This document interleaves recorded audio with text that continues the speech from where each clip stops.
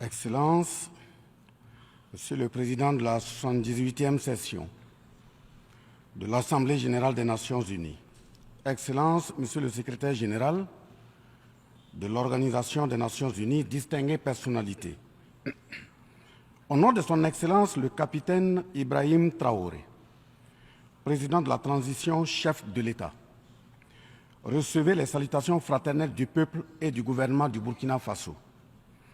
Au nom du peuple burkinabé, je m'incline respectueusement sur la mémoire des grands leaders dans le monde qui ont fait rêver et espérer d'une société humaine juste et équitable à travers leur engagement, détermination et esprit de sacrifice. Je cite notamment Fidel Castro de Cuba, Patrice Émeric Lumumba du Congo, Modibo Keïta du Mali, Ruben Unyobé et Félix Moumié du Cameroun, Sylvanus Olympio du Togo, Che Guevara de l'Argentine, Martin Luther King et Malcolm X des États-Unis d'Amérique, Nelson Mandela de l'Afrique du Sud, Jomo Kenyatta du Kenya, Amilcar Cabral de la Guinée-Bissau et des îles Cap-Vert, Marianne Ngouabi du Congo-Brazzaville, le capitaine Noël Isidore Thomas Sankara du Burkina Faso, etc. Ces leaders ont été, pour la plupart, exécutés de façon violente et d'autres assassinés à travers le feu des prisons et des empoisonnements. Leur seul crime a été pour chacun d'eux l'incarnation des rêves, des ambitions, de l'espoir des peuples meurtris, violés, violentés et pillés. Monsieur le Président, ma présence à cette tribune honorable des Nations unies, au nom du Burkina Faso, pays des hommes intègres, n'est pas pour ériger des murs de lamentation. Je ne suis non plus pas là pour vous livrer un discours de convenance, mais j'ai été plutôt mandaté en sacrifice pour vous dire que le mensonge d'État, l'hypocrisie diplomatique, la boulimie du pouvoir, la recherche effrénée du gain, l'esprit démoniaque de domination et d'exploitation de l'homme par l'homme sont les vraies plaies qui gangrènent notre vivre ensemble et font courir toute la société à sa perte, y compris donc notre organisation, l'ONU. Son Excellence, M. Antonio Guterres, secrétaire général de l'Organisation des Nations unies, Son Excellence, M. Joe Biden, président des États-Unis, Son Excellence, M. Denis Francis, représentant permanent de la Trinité et Tobago auprès des Nations unies, élu président de la 78e session de l'Assemblée générale, Son Excellence M. Luis Inácio Lula da Silva, président de la République fédérative du Brésil, permettez-moi de reprendre ici des parties de vos propos, discours respectifs prononcés à cette même tribune à l'ouverture de cette 78e session. Primo, je cite, « Nous sommes dans un monde sans dessus-dessous. Des cadavres jonchent les plages où des milliardaires se prélassent. » Pour la deuxième personnalité, je cite, « Nous sommes à la croisée des chemins. Nous avons une cause commune, à savoir léguer à nos enfants un monde avec un bon climat social. » Fin de citation. Pour la troisième personnalité, je cite, « Malgré les difficultés, nous pouvons nous en sortir. Ce ne sont pas les capacités qui manquent, mais la volonté politique. Sinon, nous pouvons apporter le progrès et la paix pour tous. » Fin de citation. Pour la quatrième personnalité, je cite, « Il y a dissonance entre les discours et les pratiques, les faits. Le Conseil de sécurité de l'ONU est paralysé. L'ONU doit assumer ses fonctions d'un monde solidaire et équitable, conformément aux principes édictés dans la Charte. Cela suppose qu'on ait le courage de lutter contre les inégalités. » Fin de citation. La quintessence des expressions de ces quatre autres personnalités signifie clairement que les inégalités dans le monde sont voulues, sinon qu'avec un minimum de courage et de volonté politique, nous pouvons, à défaut de les éradiquer, les amenuiser à leur congrue expression. En effet, chaque année, les discours pleuvent au même titre que les promesses et engagements. Les preuves de la dissonance entre les discours et les faits sur ces questions de principe contenues dans la Charte de l'ONU dont la justice, l'égalité, la dignité, l'intégrité, le droit à l'autodétermination, la souveraineté des États, l'inviolabilité du territoire et le respect du droit international sont ce qui se passe en Libye, dans le Sahel, précisément sur le Niger et sur la crise entre la Russie et l'Ukraine. D'abord, en Libye, suite à cette catastrophe diluvienne, des milliers de voix ont été fauchées, des milliers de vies donc ont été fauchées, pour badigeonner nos consciences de tranquillité transparente. Chaque nation se précipite pour présenter sa compassion, sa solidarité. C'est certes pour donner l'impression que nous vivons en société et que nous défendons des valeurs. L'honnêteté intellectuelle recommande et l'histoire des consciences nous reflète que nous devons présenter nos sincères excuses au peuple libyen pour avoir été, collectivement et individuellement, par passivité condamnable ou par complicité active et inacceptable, aux côtés des bourreaux qui ont été la première catastrophe anthropique en Libye. C'est cette catastrophe qui a mis la Libye à genoux en la saccageant et tuant son guide avant que les eaux de déluge ne viennent l'endeuiller davantage. Et malheureusement, à la tête de cette catastrophe humaine était l'ONU sous la résolution 1970 et le silence coupable, voire la complicité de la CEDEAO et de l'Union africaine. Cette macabre intervention, avec la France de Nicolas Sarkozy en tête, a liquidé le guide libyen, le colonel Muammar Kadhafi, le 20 octobre 2011.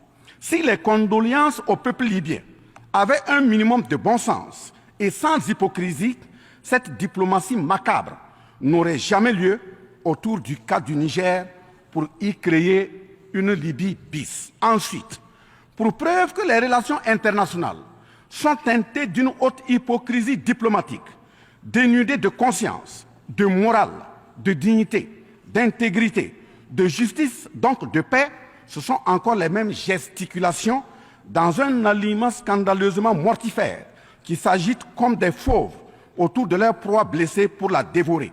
Aujourd'hui, nous avons fait le constat malheureux que, contrairement au discours de profession de bonne foi prononcé à cette tribune de l'ONU, invitant au respect de la charte de l'ONU et du droit international, les dirigeants représentant le peuple frère du Niger ont été pratiquement interdits d'accès au siège des Nations Unies.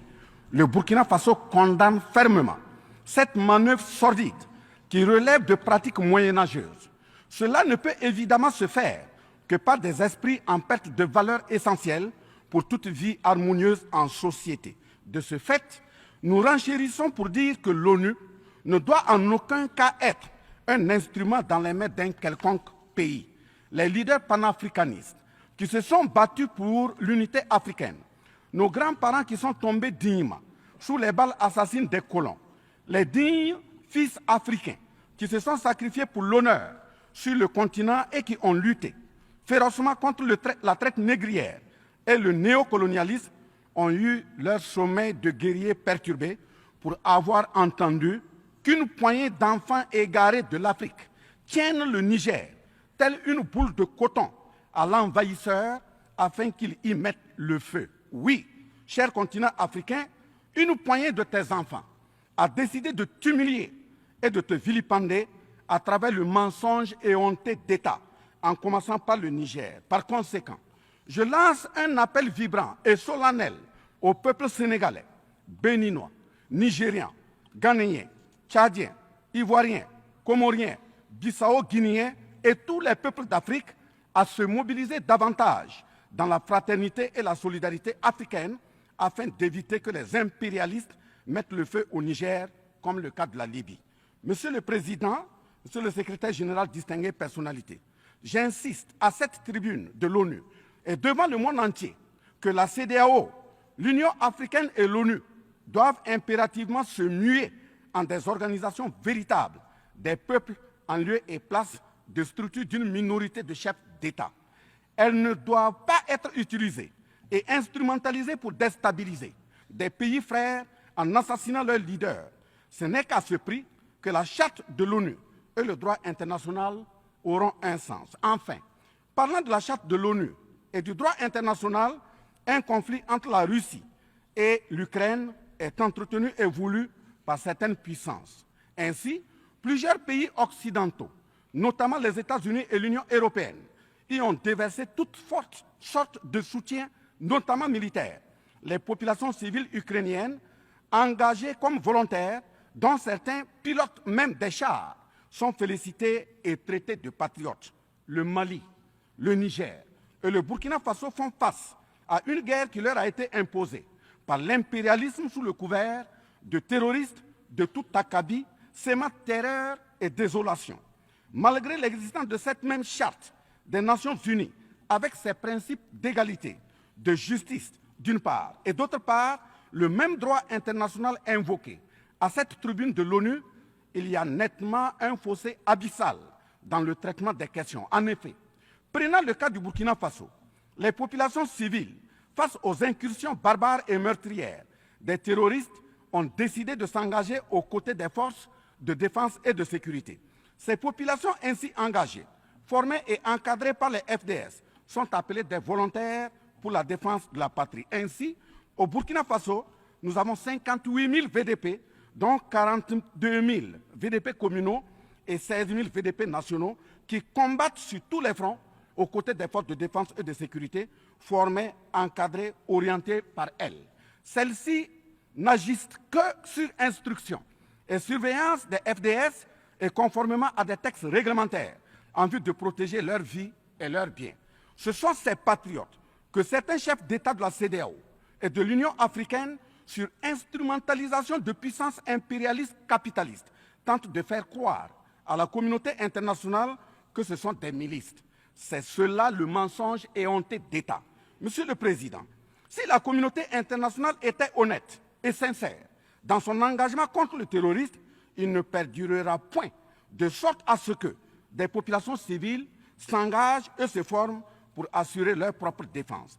Parlant d'un manque de franchise de cette communauté internationale, voici les exemples. Premièrement, lorsque le Mali, le Burkina Faso, le Niger et d'autres pays se sont organisés sur leurs frontières communes en mutualisant leurs forces pour faire face au terrorisme, la France est venue de nulle part imposer son instrument qu'est le G5 Sahel.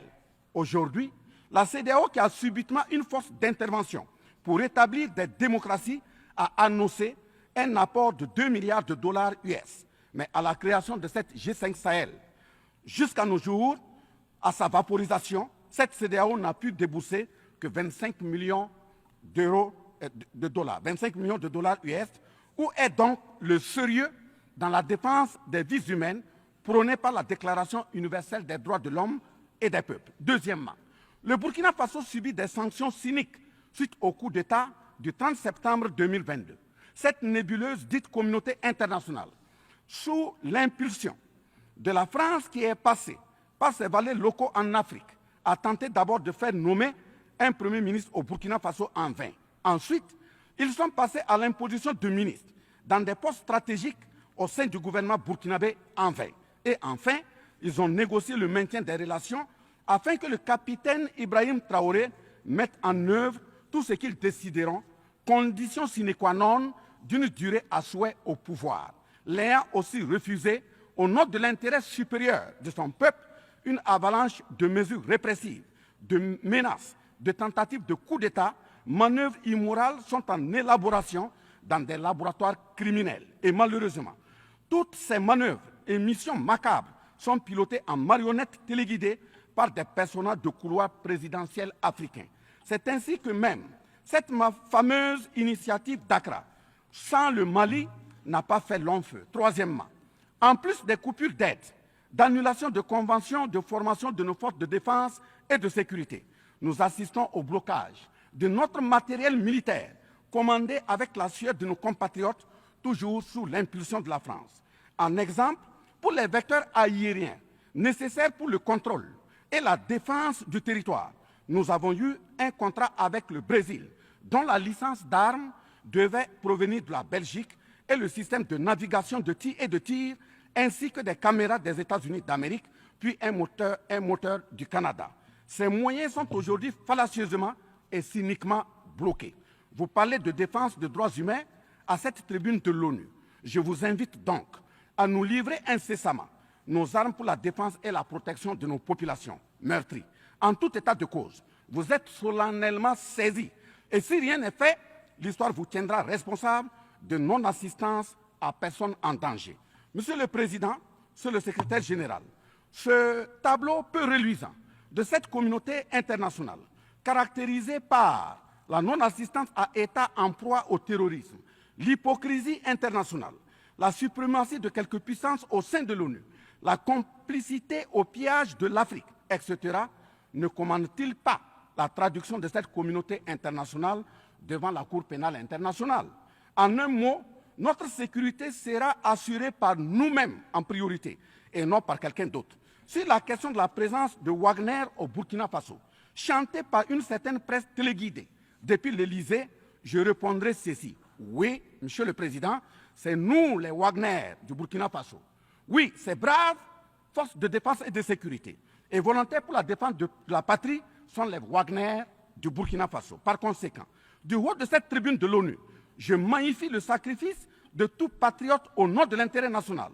Je salue vivement la mémoire de tous ceux qui sont tombés les armes à la main et magnifie le courage et l'intégrité de ceux qui sont toujours en vie et foncent inexorablement et de façon sacrificielle vers la victoire de notre peuple et la sauvegarde de notre patrie.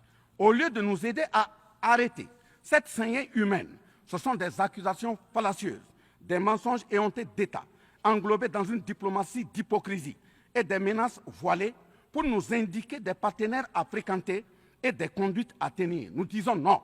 Au nom de la même charte des Nations Unies et du droit international que vous évoquez tous et toutes ici à cette tribune, les peuples africains en général et sahéliens en particulier sont résolument engagés à assumer absolument et pleinement leur émancipation totale pour un progrès social véritable. Ainsi, le Burkina Faso liera de façon souveraine ses partenariats avec qui il veut et achètera ses moyens de défense avec qui il veut. Qu'un pays s'appelle Russie, Iran, Turquie, Azerbaïdjan, Cuba, Nicaragua, Corée du Nord, le Burkina Faso y achètera et y vendra librement ses produits sans intermédiaire, encore moins une autorisation de qui que ce soit. Et cela advienne que pourra. Monsieur le Président, Monsieur le Secrétaire général, parlant toujours d'hypocrisie et de mensonges d'État, dans cette question de lutte contre le terrorisme, en général et dans le Sahel en particulier, voici d'autres faits que vous n'ignorez certainement pas et j'en suis certain. Primo, dans le Sahel, nous avons près d'une dizaine de milliers de soldats d'armées étrangères, composés en majorité de soldats français, mais également des soldats américains, allemands, italiens, etc., avec des armes, des matériels volants et de surveillance des plus sophistiqués au monde. Et malgré tout, personne ne voit des colonnes de centaines de terroristes se déplacer pour aller servir la désolation et la mort, souvent avec des armes inimaginables. Au Mali, au Niger et au Burkina Faso, il n'y a ni usine de fabrique d'armes, ni de munitions. Qui recrute donc ces terroristes? Qui les entraîne? Qui les dote en permanence? Qui les nourrit et avec quels moyens? Croyez-vous à cette philanthropie au nom de laquelle des Occidentaux vont envoyer leurs militaires au Sahel mourir pour des beaux yeux des Sahéliens? Si oui, qu'est-ce qui justifie les énervements et autres gesticulations puériles et diplomatiques dès qu'on dit à la France de déguerpir militairement? La vraie raison, ce sont les ressources du sous-sol au Sahel. En effet, l'Assemblée nationale française a voté la loi numéro 057-7-27 du 10 janvier 1957, parue dans le journal officiel de la République française du 12 janvier 1957, portant création de l'Organisation commune des régions sahariennes, OCRS, qui regroupe des parties du Mali, du Burkina Faso, du Niger, de la Mauritanie, de l'Algérie, etc. Cette zone n'a jusque-là pas d'égal dans le monde en termes de richesse de sous-sol. À titre d'exemple, la nappe phréatique la plus importante va de la Mauritanie à la Somalie, en passant par le Mali, l'Algérie, la Libye, le Niger, etc.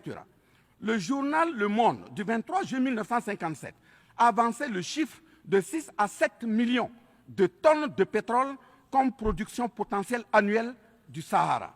En plus de ces ressources naturelles, nous avons l'uranium. l'or, le cobalt, le zinc, le diamant, le lithium, le cuivre, etc.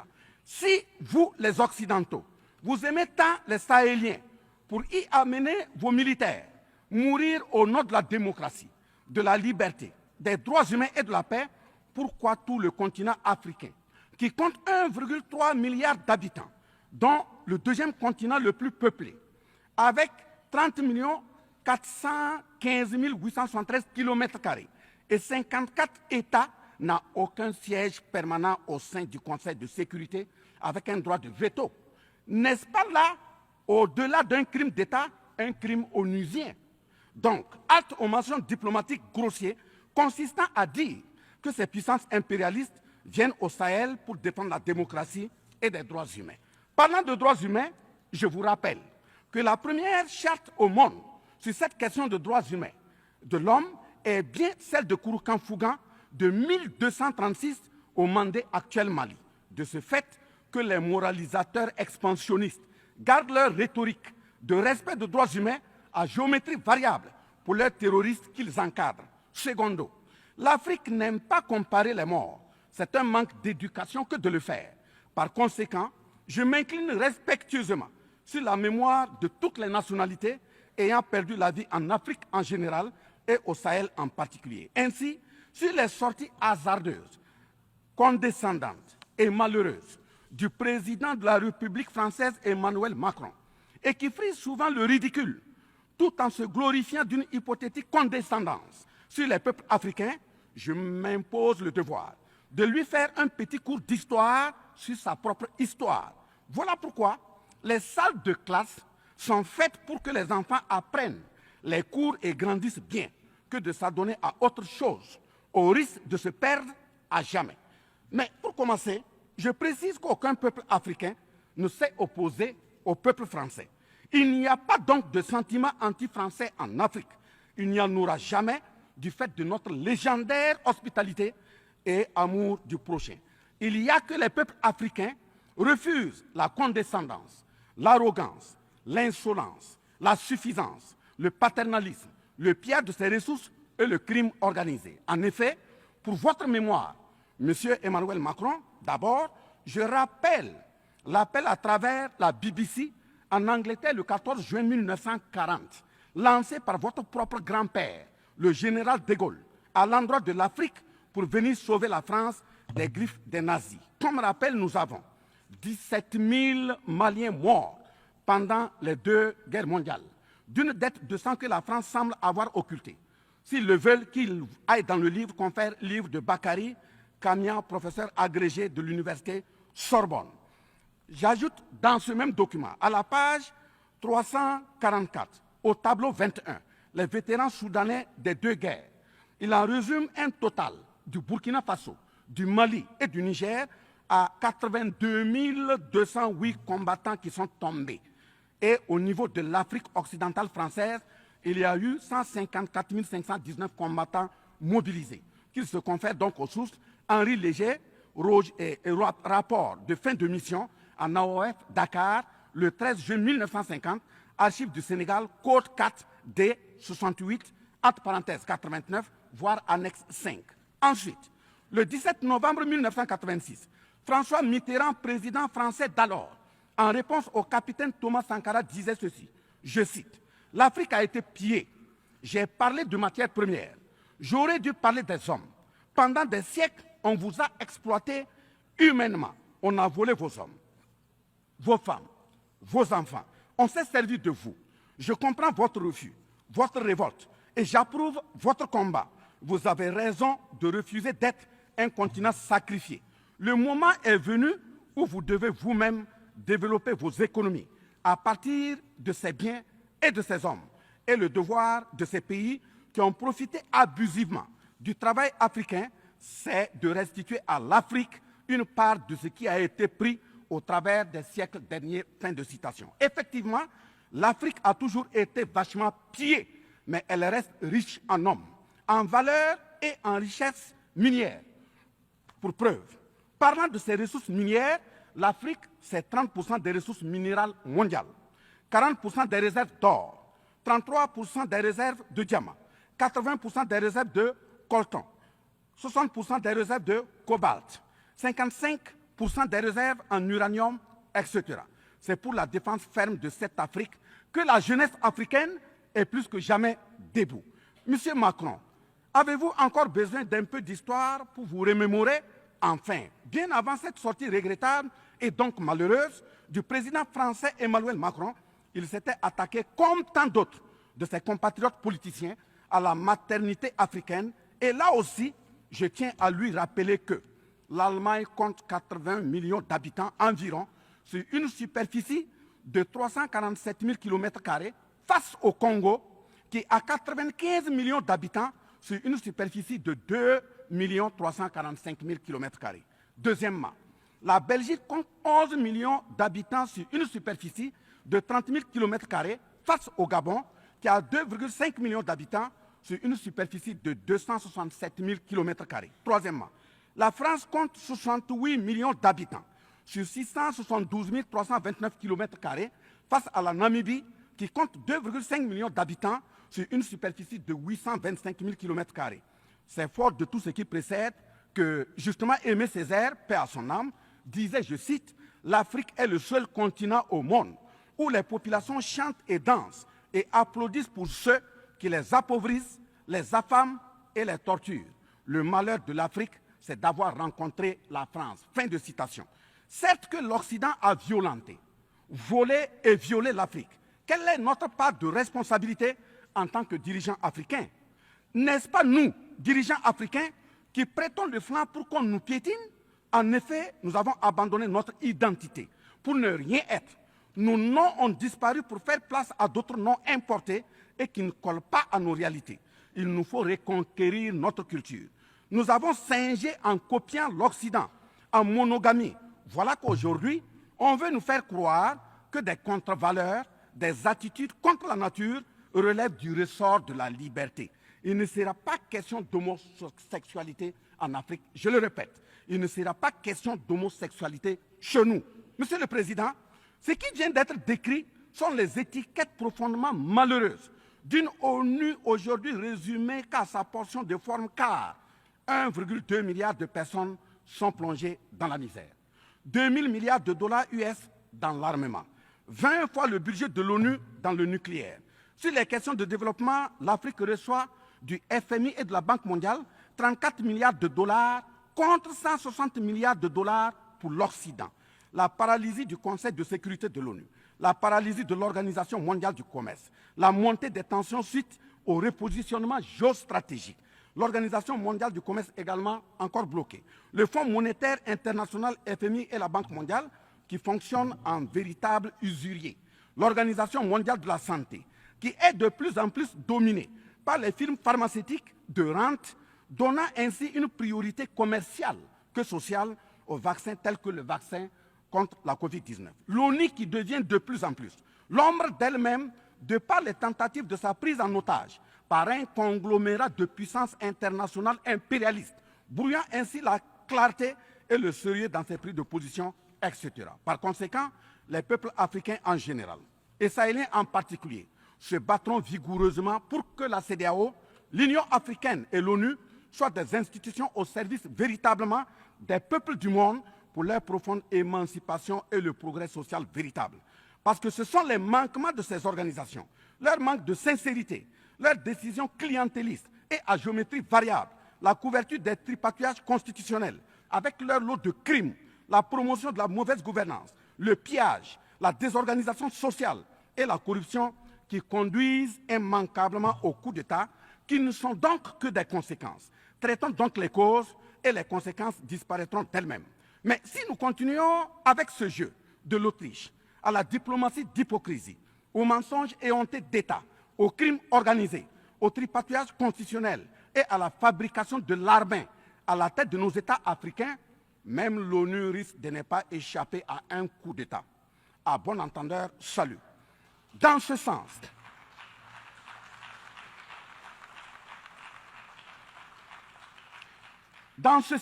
et afin de prendre leur destin en main, le Mali, le Niger et le Burkina Faso ont signé l'Alliance des États du Sahel, en abrégé AES. L'AES est une architecture pour la sécurisation de nos pays, partant du traité révisé de l'autorité de développement intégré de la région de l'Iptako-Gourma. Prenant en compte la situation sécuritaire et surtout le manque de franchise dans le partenariat, il s'agit de compter sur nos propres ressources en recherchant la mutualisation de nos moyens et à œuvrer à faire disparaître les discontinuités dans les espaces de manœuvre opérationnels. Monsieur le Président, je vous signifie avec force et fermeté, dans une haute et intelligible voix que, primo, nous, peuple africain, sommes foncièrement démocrates. Pour preuve, notre attachement à la dignité humaine transcende la démocratie. Ce que nous refusons, c'est moins donc la démocratie que le piège de la démocratie qui nous est tendu. Ainsi, la démocratie électoraliste s'est avérée un moyen de contrôle de nos États à travers le jeu de chaises musicales de dirigeants très souvent imposteurs, corrompus, voleurs, violeurs de constitution, car étrangers au seul intérêt de nos États africains qui vaillent. Secondo, nous, Africains, sommes-nous aujourd'hui reconnus dans notre dignité d'homme, au sens de un homme égal à un homme? La réponse assurément est non, au-delà des convenances circonstanciées, pour nous endormir et mieux nous asservir. Triste pour le continent noir, reconnu scientifiquement comme berceau de l'humanité, mais dans la réalité humilié, placé sous contrôle dominé. Des indépendances factices aux guerres fratricides, de la démocratie électoraliste aux aides biaisées, des guerres de rapine au terrorisme malicieusement fabriquées, entretenues et injectées dans nos contrées africaines, notamment au Mali, au Burkina Faso et au Niger. Il y a une seule constante: nous dominer, maintenir le pied sur notre cou, tel le cas de notre malheureux frère George Floyd aux États-Unis, ici même. Est-ce cela la démocratie? Et il se trouve des partisans de cette conception étriquée de la liberté pour justifier intellectuellement l'asservissement et la barbarie contre nos peuples en lutte pour leur dignité et leur souveraineté au nom d'un principe paradoxal de liberté qui, in fine, assassine la liberté. Oh liberté, quel crime n'a-t-on pas commis en ton nom? C'est pourquoi nous décidons désormais de dire non. Non à tous ces amis qui veulent du bien au point de nous menacer de guerre pour imposer leur amitié. Nous adapterons notre démocratie tant brandie et chantée par des loups dans des pots de bélier afin de sécréter par nous-mêmes le leadership politique adéquat pour nos peuples en vue de leur bonheur. Oui, l'émancipation totale et le progrès social véritable pour nos peuples constituent la finalité de toute action, qu'elle soit politique, économique, socio-culturelle et ou sécuritaire. Troisièmement, les peuples africains en général, et ceux sahéliens en particulier, ont découvert des chaînes d'aliénation économique, sécuritaire, socio-culturelle matérialisées en accord secret avec la France et sont engagés à les casser pour leur émancipation véritable. Ce sont entre autres, premièrement, la dette coloniale. Nous n'allons pas fermer les yeux et la payer tout en laissant nos populations mourir de faim et de soif, et voire de maladie. Deuxièmement, la question de la monnaie dont le franc CFA, appelé franc des colonies françaises d'Afrique, n'est pas une priorité africaine. Au plan juridique, la propriété est le droit de jouir et disposer des choses de la manière la plus absolue. Confère article 544 du Code civil français chez eux-mêmes. Un brevet est donc détenu par la France sur le franc CFA. Elle est par conséquent propriétaire du franc CFA et elle la loue aux États francophones africains. Ce qui est marrant en plus est que le biais produit par la France pour l'Afrique de l'Ouest diffère de ceux de l'Afrique centrale en valeur monétaire sous la même appellation franc CFA.